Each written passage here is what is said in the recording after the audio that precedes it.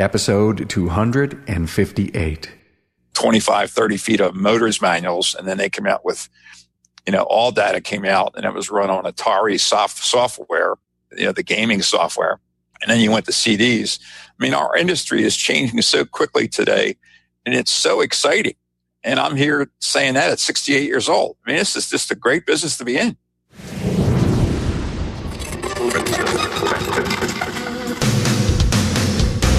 Welcome, aftermarketers, to Remarkable Results Radio. Listen to learn just one thing from today's episode on your journey to remarkable results.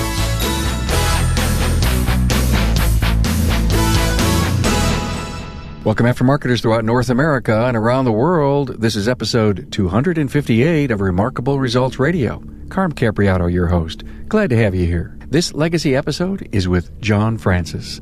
This aftermarket story is supported by Federal Mogul Motor Parts. Search for parts, get the latest technical updates, and sign up for their new Garage Rewards loyalty program at their website, fmmotorparts.com. Hey, our listenership continues to grow each week. Thank you so much. It's you who help engage your friends and colleagues to this library of audio content. I thank you for being an evangelist for this educational resource. Keep up the great work and keep telling your friends or industry colleagues about the podcast. Show someone how to subscribe to the podcast on their smart device. Now here's thanking you in advance for your effort. And it's easier than ever to listen with the Remarkable Results Radio listening app. Now available on your iOS or Android platform, yes, smartphone, or even a tablet. Just search for Remarkable Results Radio on your app store and download. Hey, I'd love to welcome new Facebook friends Sean Klein, Steve Rosansky, and Penny Byron, and to my new LinkedIn connections, Andy Polina, Wayne Schneider, and Kurt Jensen. Hey, thank you guys for connecting. For every one of my social links, go to remarkableresults.biz/social. By the way, every Town Hall Academy episode is released in podcast form. You can listen on all internet listening apps, but if you'd like to watch the panel discussion on video, head over to the episodes page or find all academies at remarkableresults.biz/academy. Great episodes there for you. Now meet John Francis from Francis Automotive Services. Before I give you the short overview of our discussion, you can see the show notes page for John Francis at remarkableresults.biz/E258. Now here's a very busy man. As John explains it, he does get to the shop a few days a week now, and he's semi-retired, but he also finds time to be a part-time business coach for Elite Worldwide. You'll learn that John has an abundant stream of energy. Now, John was a marathon runner, he's a mountain climber, and he proposed to his wife at 8,900 feet. He's a drone pilot and flies out of the Pennsylvania countryside where he lives. John is a national past chairman of the Automotive Management Institute and has spent time as a director with ASE. John has also served as the chairman of ASA Cars, along with having served on the Mechanical Division Operations Committee, among others. He's proud of having the third generation, his grandson, showing an interest in the shop. He shares many of his views, including why every business person, and especially shop owners, have strong ethics in dealing with their customers and team members. He feels it's the most important business value.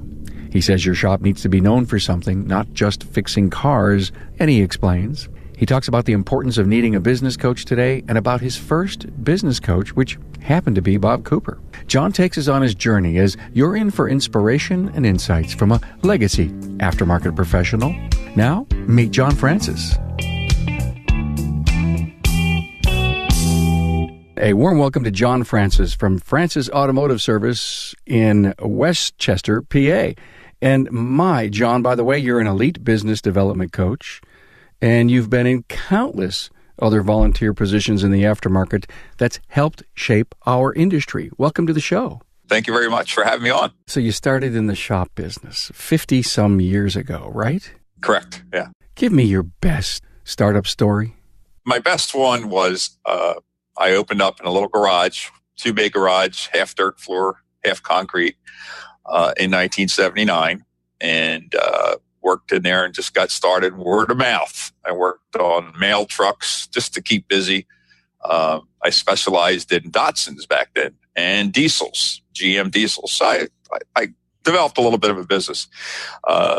And in a short period of time, I was lucky enough to buy some land and save money and then build the shop on the land. But one Saturday morning, I came in and I always come in early, bright and early, and there was a car sitting there waiting for me, and there was a customer. There was somebody sitting inside the car. And I said, who is that? And here it's a customer from the old dealership that I used to work at from Ardmore. And he came from Ardmore to Westchester and found me and just showed up. He says, I go where you go. And then he moved to Westchester. And he says, and he's still a customer. He doesn't come in anymore. He stopped driving.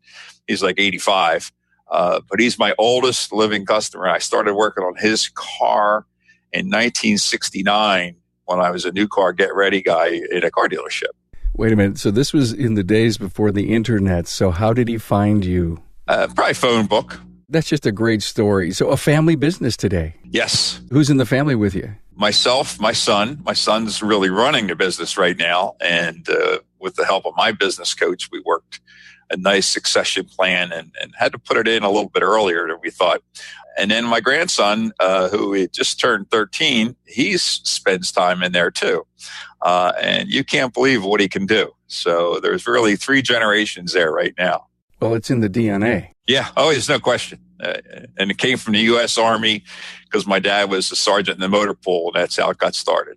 Excellent story. Well, I'm excited to hear about your 13-year-old grandson because you know how badly we need youth to join our industry. Oh, yeah. Yeah. Every shop needs an apprentice program of some type, either on a drawing board or in their goals for long term. You're going to need an apprentice program. So how often do you go in the shop? Twice a week. My customers call me eye candy. I'm not kidding.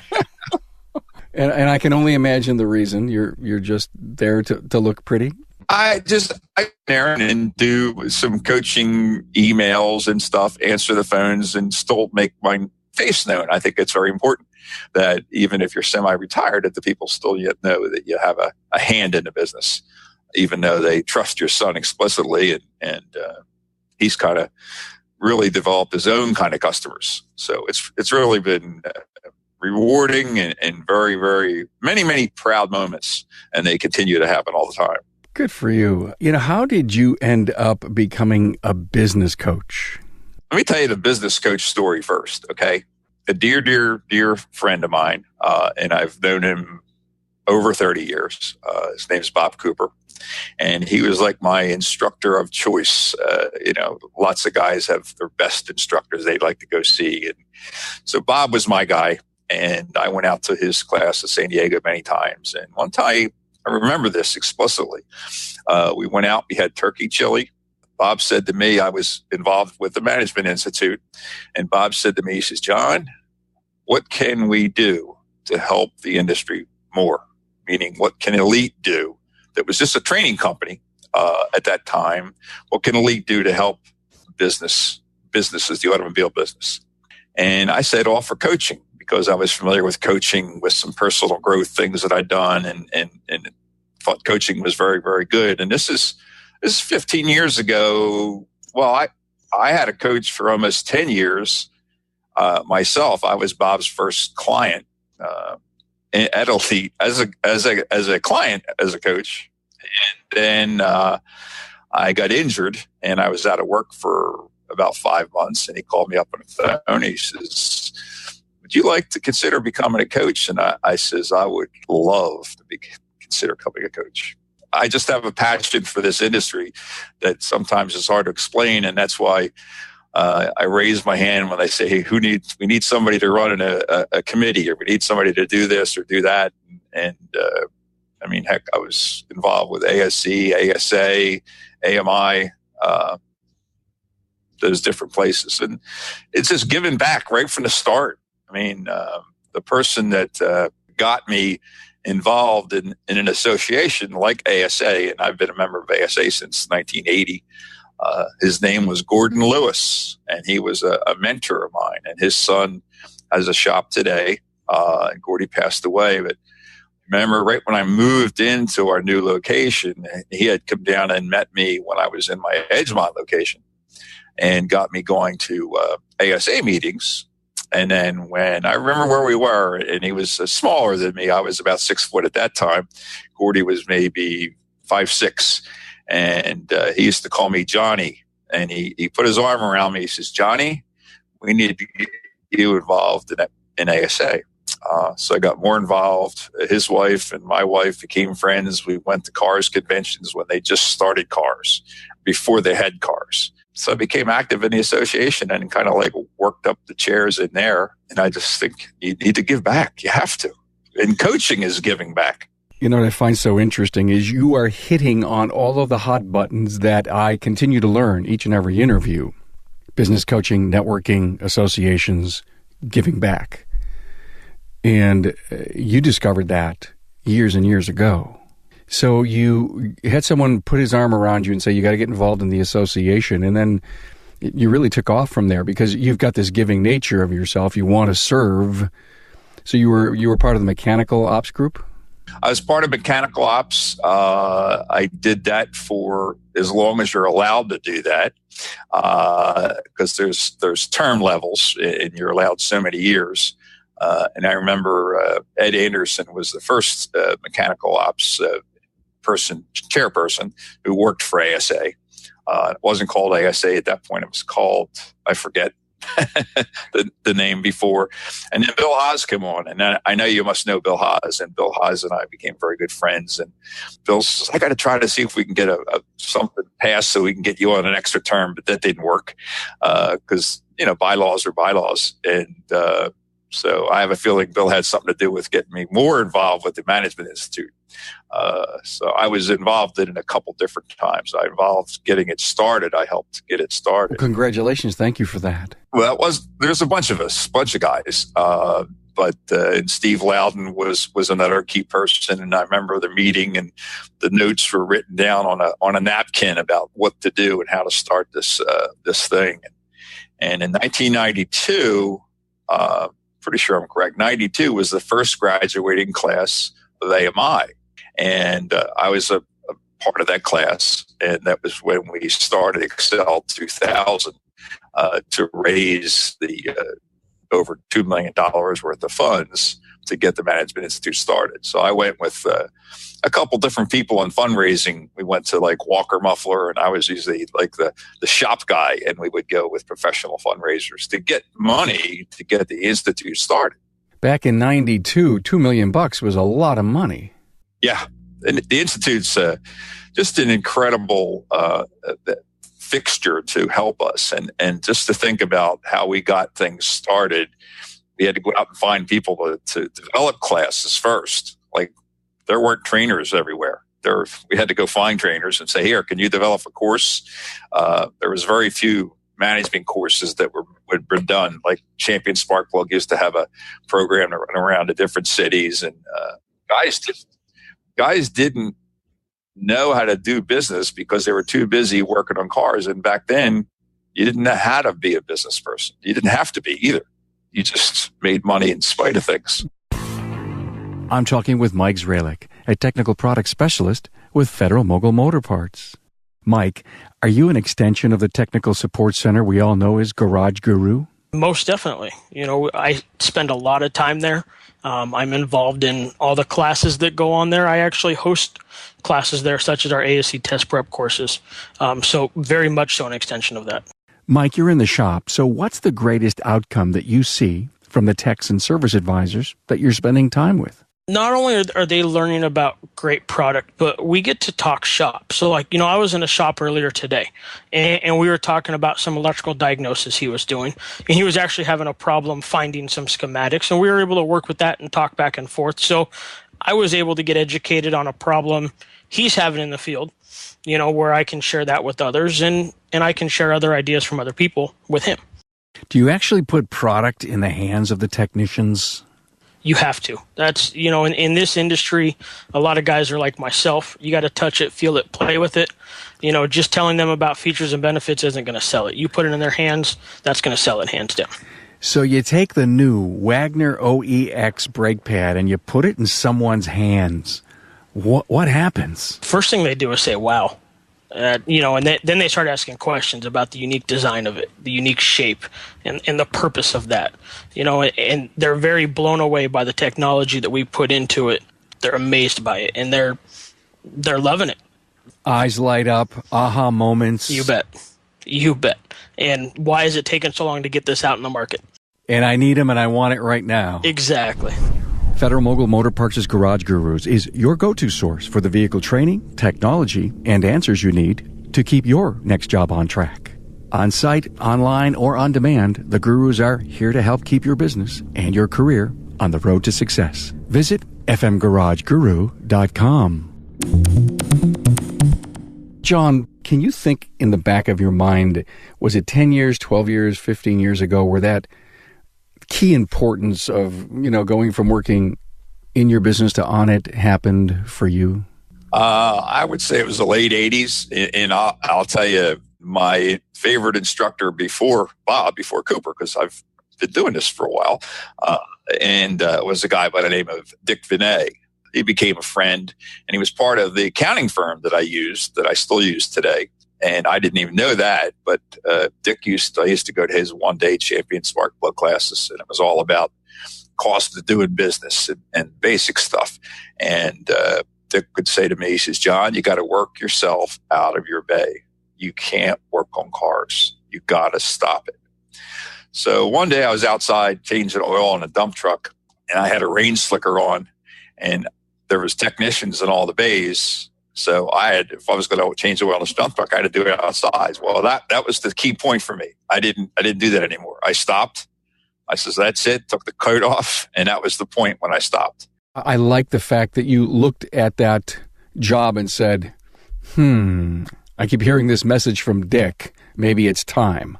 And he's right. And to this day, I mean, in the coaching world, I can only speak for myself, and when we have coaches meetings, this is small businessmen. Now, that's small shops. I specialize in small shops in my kind of field. They're all about the same. And if you have a 2-bay shop, 2 technicians, and one of the techs is the owner, getting that owner to get away and start running the business is a hard thing to do. And I've done it with a couple guys, and they always are thankful once they do it, but it's a kicking and screaming. It is. It is kicking and screaming. Give me an overview of the length of time an owner can expect that transition to happen. 6 months, a year and a half that you're working with them, trying to make that metamorphosis. It's a big thing in having them focus on time working on the business, like to get your Google Calendar out or whatever you're going to use and have it ring at 9:00.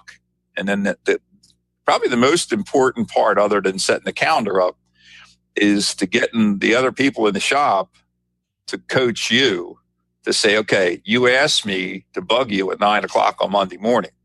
We're all bugging you. So go in your office and work for the hour like you asked us to bug you.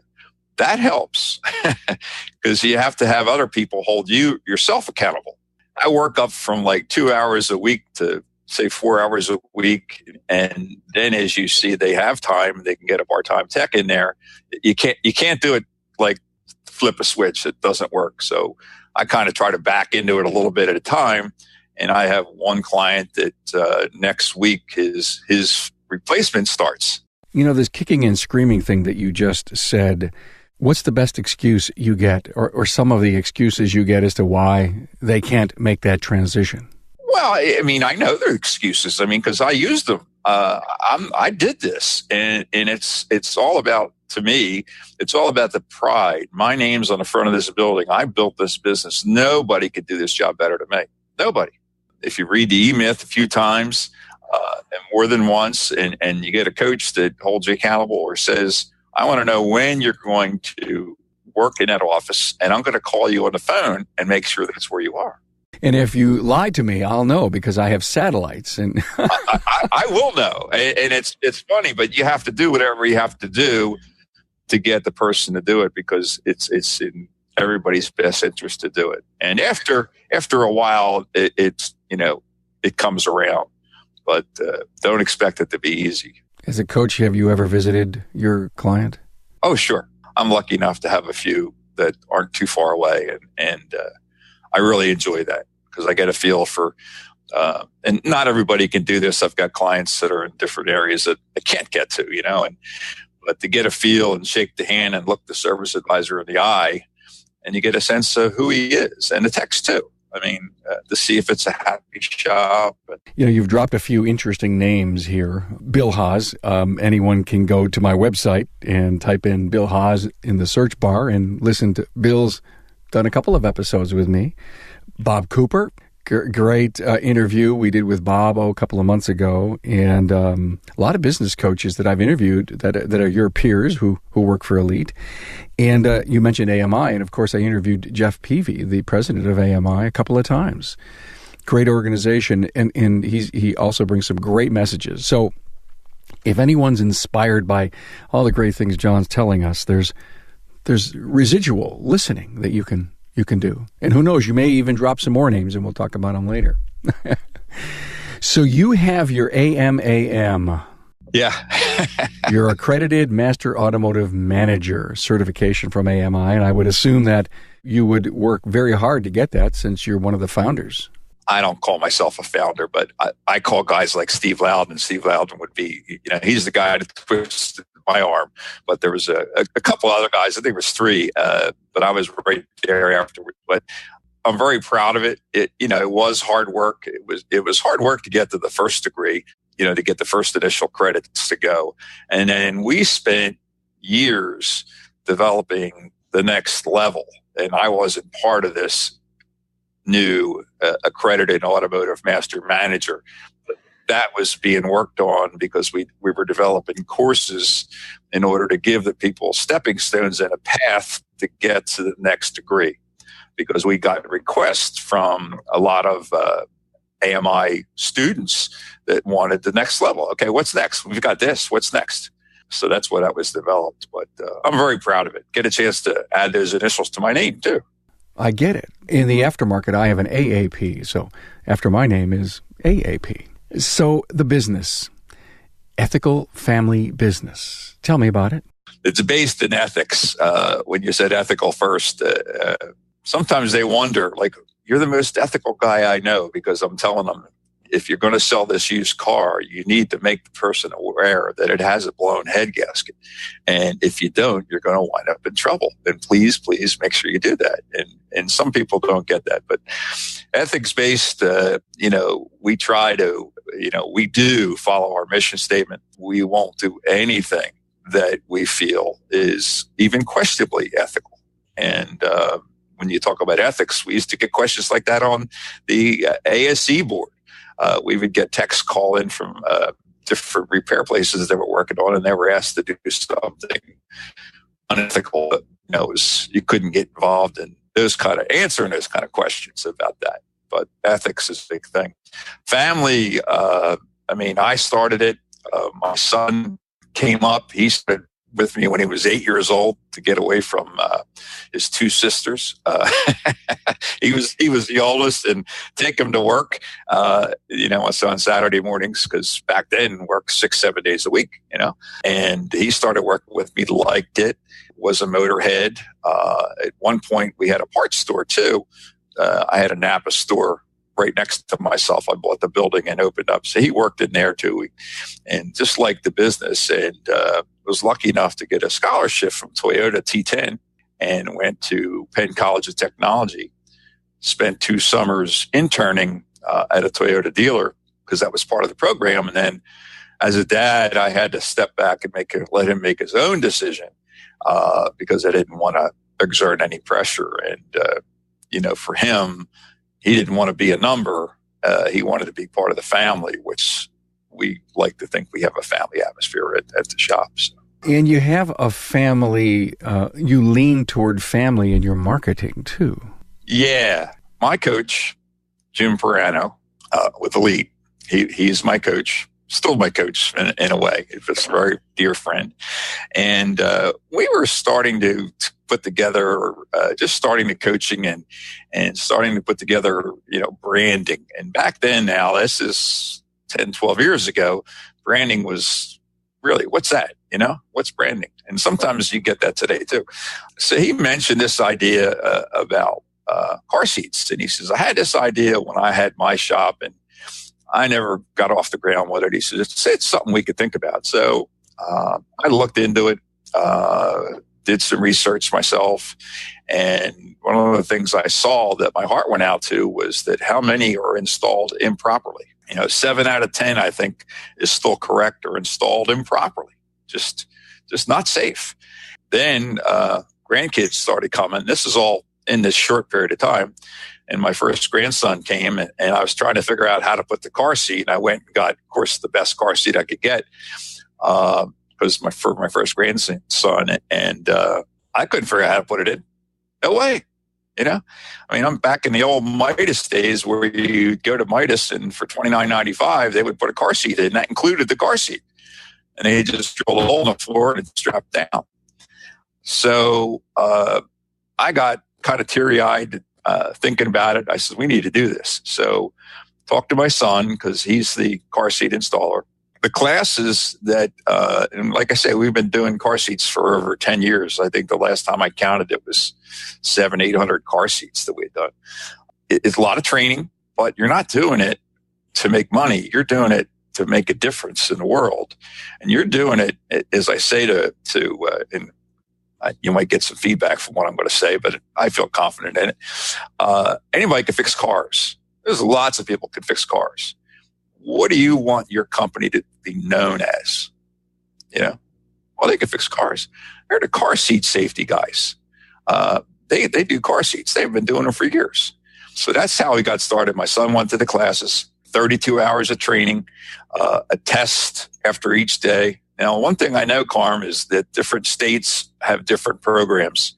I've had a couple clients that go through this and add car seat installations to their shops as a way of reaching out to the community. So the training's different in different states, but Pennsylvania is 32 hours, 8 hours, tests at the end of each day. And then you had to do a program, meaning like a car seat installation event and work there. So we do car seats almost every day. We do them by appointment only because it's a free service and my son's the one that can do it. And it's on our website. The other thing we started doing, because we go to the YMCA, they have in the springtime, a kids safety event. So they talk about kids safety in bikes and riding school buses and all this kind of stuff. So it's like a fair, and we participate in those kind of things. And we go to them to check car seats, because that's really what we're doing, is we're checking the installation of the car seats. And that's something maybe I'll make clear, just take a second and make it clear. If you sign up and you go through the work, and there's no marketing to do, because once you do it and you get certified, people find you. You're going on a national list, and it's not easy to get car seats checked because the police do it, fire departments do it. They only do it on a very limited schedule. So it's hard. And we've had people call from the hospital, and the husband says, I'm in trouble. I didn't get this done, and they won't let me take the baby home unless the seat's checked right. But anyway, you're a car seat check installation place. So customer brings the car in, we go through, we fill out paperwork, we check the seat for recalls, make sure there's no recalls on the seat, make sure the seat's not outdated, because the seats have an expiration date on them, because they can weather from the sun, okay, and then they'll crack. And then John goes over the installation of a seat. If it's not done properly, then he brings the customer out, shows the customer, he hooks it himself, and then unhooks it and makes the customer hook it up. So the customer is the last one to touch it. So this way, it's all about, because when you go from seat to seat, moving cars, moving kids, the whole idea is if the seats stay there all the time, you can put it in, seal it somehow so you know if somebody tampered with it, like when they used to paint the drain plugs with Midas, or not Midas, but Jiffy Lube, paint mark on it or something. But the whole idea is to educate the person on the proper way of doing it. And Consumer Reports did a study on the easeability of putting car seats in. And the manufacturers failed pretty miserably. They're very rare. I think maybe there was like one that was on easy, and all the rest were hard. So for the regular consumer, they're hard to put in. You know, Greg Buckley's taken this out nationwide. Oh, I know. Greg's a friend of mine. Yeah, so I know Greg. Yeah, I talked to him. I said, I'm going to interview John Francis. He goes, make sure you say hi to him for me. Yeah. I sent him a picture of a horse and buggy because I live out here in the country with a child seat in the back of it because, how do they carry kids? Sure. Well, usually they carry them in their arms, but this particular guy had a seat folded in. So I said, here, Greg, you can use this in your class. You must live in Amish country. Yes, we do. Yeah. ASE, tell me a little bit about being were you a board director at ASE? Yeah. What'd you learn? I learned the intense amount of work that goes into doing testing, prepping for testing, developing testing. I'm lucky enough I took my first test the first year it came out. I met Ron Wiener in the elevator down at the Philadelphia Community College. This is where they held them for the whole area. So I've been doing testing for a long time. Actually ran a marathon with Ron. The amount of work that goes in the background and when they developed arms like NATEF and all, it's there to better the industry. And look how many years it's been around, and we're lucky enough, and I say lucky enough, that it's used as the standard. And we're not forced into going to, like some states have testing. It's just a wonderful organization. And Ron, he's no longer president. I hope it's still run very well. It was something. And it's made up of car manufacturers, truck manufacturers, consumer advocates, auto technicians, auto shop owners, body shop guys, body shop. So it's a split of everybody in the industry. So you ran some marathons, huh? Yeah. In fact, I helped coach Ron. He ran Marine Corps. I forget what year he did. But he finished. So did you have a goal as you were a marathon runner? My goal was to get to Boston, and I did. Because Boston Marathon is like the Daytona 500 or the Masters or golf. I mean, that's just what Boston is. I just started running, and it was a cool thing. It was like Forrest Gump, only not to that extreme. And I lost a lot of weight, and I was single, and I loved doing it. And later on, I says, well, I want to hit 20 marathons, and that's what was my goal. And I retired after my 20th marathon. But I got into coaching with marathons and just helping people train, because I love to train, and I love to coach because marathons, it's all in communications, meaning that we make that word mean something long drawn out.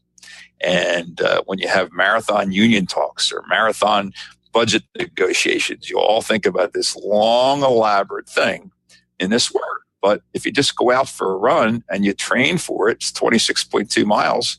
You could stop at the drugstore, get a soda at the gas station. And my first timers, I would say, you're just out here to have fun. So it's all upstairs. Oh yeah. You have to be, somewhat, just like in the climbing thing, it's all mental too, but you still have to be in shape, But they say 85% of it is mental, and I believe that. So give me your big health kick story here when you were a marathoner. After about 10 years of running, I wanted to get my 20th in Boston. That would have been in April. I needed to do 4 marathons in the fall, and marathoning. The fall is the biggest season for the marathons. You have Marine Corps, which I'd done 8 years in a row. And then if I did Delaware Marathon, Atlantic City Marathon, I could do my 4th at Philly Marathon. So it's kind of like really ridiculous thing to think about. But I did back-to-back marathons one weekend after another. And that was the hardest mental thing for me to do. Well, what's a good rest period between marathons? Months. Yeah, months. Yeah, or some people say I only run one a year or something. But it's in the training. If you could keep it up, and I was a slow runner. I wasn't a fast runner. These athletes that can do a marathon in 2 hours, I'm a 4-hour guy, so I don't hurt my body quite as much. But I wanted to do 20, and at the end of the 19th, my times went down. All 4 of them, they were slower, and they shouldn't have been. So I went to the doctor, and the doctor says, do you ever get that heart checked? I said, what heart? And I says, I don't have any heart problems. I'm a runner. And so I went and got an echo, and here I had a birth defect that in my heart, I had a valve that was made out of 2 pieces instead of 3, and it was a birth defect. And I found out at 50 rather than 70 that that's what was wrong. And the reason was the running brought it on.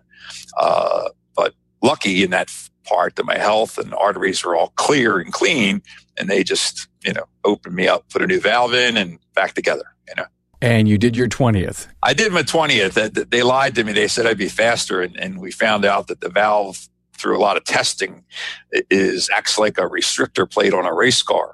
And you know what a restrictor plate is? On the two racetracks, Talladega and Daytona, they put a plate in between the throttle body to restrict the airflow. So they don't want the cars to go too fast. So they limit the horsepower. The valve is actually too small, so it actually acts like a restrictor plate. So I can only walk fast. I can't run. So I did my 20th. I knew the route. I accomplished my goal. Good for you. And mountain climbing, did I hear you say? Yeah. Got into doing that. Have done Mount Shasta, Mount Rainier a couple times, out in the Grand Tetons quite a few times. Met a grizzly bear out there climbing one time.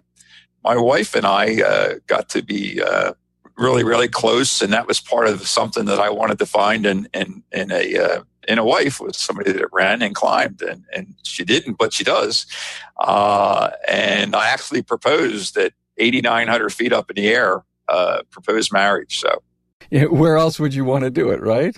Look at those vistas, how beautiful it had to be. The guide was, I always climb with a guide because safety first, as far as I'm concerned, especially when doing that kind of stuff. And he had the ring, and it was insured.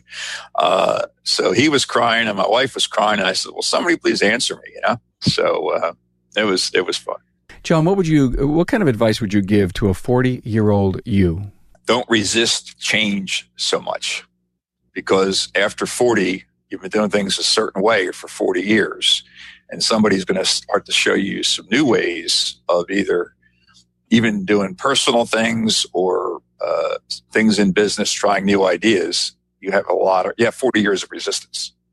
So I like dealing with younger clients sometimes because they're very open to it and get it. And then the old timers like myself, it's like I just have to be myself with them, and then they get it too. And in our industry, Carm, I used to think, look at that, 25, 30 feet of motors manuals, and then they came out with, all data came out, and it was run on Atari software, the gaming software. And then you went to CDs. I mean, our industry is changing so quickly today, and it's so exciting. And I'm here saying that at 68 years old. I mean, this is just a great business to be in. Let's do a retrospect. Looking back, what are you the proudest of?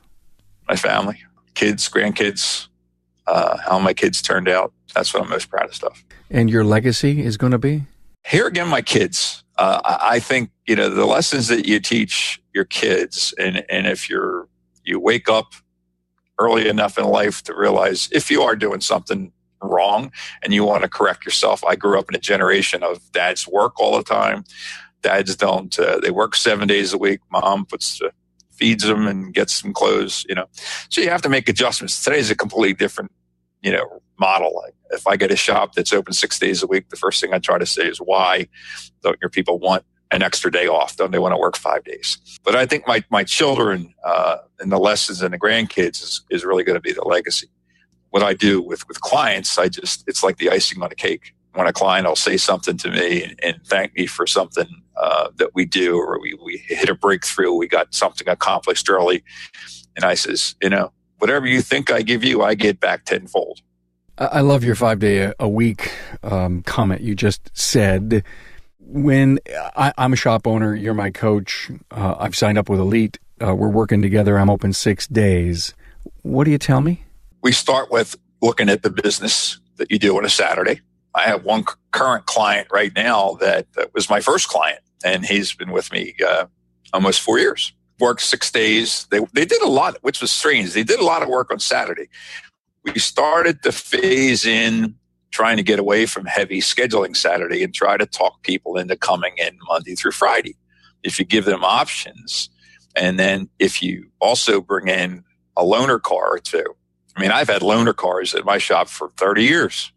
It's just, you couldn't operate without it. We couldn't operate because our customers are used to it. And now this particular shop I'm talking about, they didn't lose any business. Their sales went up. They have no problems with anybody complaining about, I can't come Saturday. I have a loaner car. I'll help you out any way I can, Monday through Friday. And it'll work. And they started by alternating Saturdays and then one Saturday a month. And then eventually no Saturdays. And if you'd ask those guys, they love it. They love it. Their talent loves it. Well, yeah, because your techs, they have families. They have little league and baseball. I mean, there's so many demands. Just listen to your customers.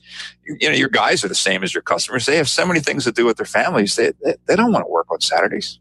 Well, okay, so you're down to 2 days a week. What do you see yourself doing in the next 3 to 5 years? Same thing. Coaching, visiting the shop 2 to 3 days a week, and playing with the grandkids. Yeah, going fishing. I like to play with my drone and take pictures. Okay, so you're kind of a techno-geeky guy, huh? Oh, yeah. I used to see the garage, What do you love about the drone?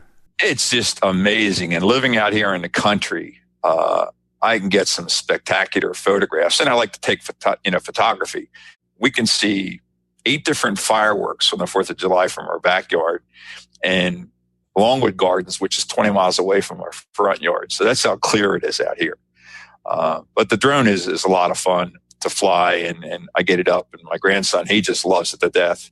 Taking pictures is the fun with it. Is it hard to fly? I mean, there's only 2 joysticks, right? It's not hard at all. This one's, my wife managed to buy me something that it wasn't even on my radar. And you know how women, with guys usually buy things for themselves right away, So she got me this thing, and there's so much electronics on it, you can't really crash it because it's got collision avoidance up, down, front, back. But people do crash them. Don't get me wrong. You can turn that stuff off. But any great words to live by that you think about a lot? Have great goals. And when Bob was on, I don't know what it is about his speaking, but it's like when he talks, I listen. And one of my clients was out at the Fly with Eagles class, and I never heard this comment made about Bob. And he'll hear this when he listens to the podcast. But she told me that he speaks like a preacher. And she says, I just love the way he talks. But, Bob taught me goals a long time ago. I had goals from the day one. I had goals written down on a piece of paper of what I wanted to do in sales. On the days that sometimes I was watching TV because there wasn't anything to do when you just start up a business. But goals are so critical, and we drum that in. So always have good goals. Not really good goals, have spectacular goals. Dream big. You got to dream big. Thank you so much, John Francis from Francis Automotive Service, an elite business development coach, countless volunteer positions, a drone pilot. Thanks so much for being on the podcast. Thank you. Thank you, Carm.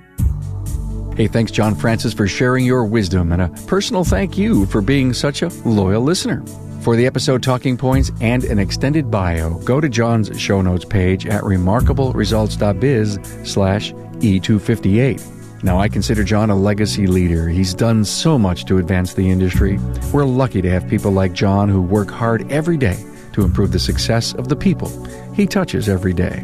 Hey, don't forget about one of the easiest ways to listen to the podcast. It's on your smart device. Go to your app store and type in Remarkable Results Radio and click to install. It's your own podcast listening app for automotive aftermarket wisdom. Every episode release is at your fingertips. Hey, I love it when you write. Drop me a line. Carm@remarkableresults.biz, or head over to the contact page on the website.